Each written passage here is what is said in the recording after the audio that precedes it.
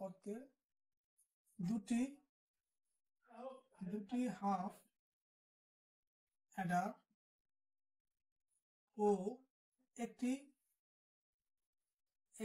Or gate এর প্রয়োজন। ঠিক আছে, কি বললাম?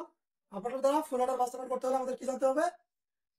দুইটি হাফ অ্যাডার এবং একটা অর গেটের প্রয়োজন আছে। ঠিক আছে, তো এখানে দেখো যে প্রথম হাফ অ্যাডার যদি আমরা নেই, যোগফল হচ্ছে এস এবং ক্যারিটা হচ্ছে সি।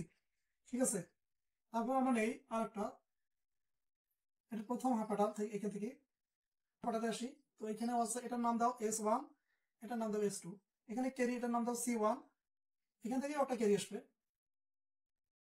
এটার নাম দিই আমরা C2। ঠিক আছে, এটা আমরা যোগ করে দিলাম, এটা টোটাল হচ্ছে C0। তো C0 equal C1 plus C2। ঠিক আছে, সেম এভাবেও এটা হচ্ছে S1, এটার নাম দাও S2, তাহলে এসটা হচ্ছে S ইকুয়াল হচ্ছে S1 প্লাস S2।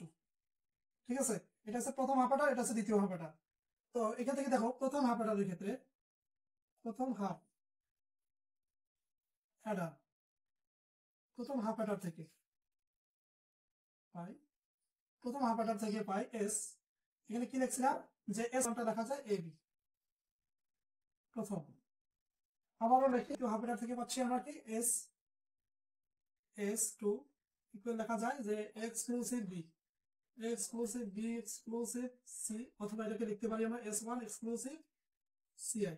ঠিক আছে, আর এখানে সি টোটাল লিখতে পারি যে ফুল অ্যাডার থেকে পাই, এটা হচ্ছে এক্সক্লুসিভ বি এক্সক্লুসিভ সিআই বা সি। এখানে এক্সক্লুসিভ বিটা হচ্ছে কি S1 এক্সক্লুসিভ সি আই। ঠিক আছে, এটা হচ্ছে S2। চলো আমরা কি S2 টা প্রমাণ করে ফেললাম। এটা S সমান সমান এটা কি লেখা যায় যে সিআই এক্সক্লুসিভ বি।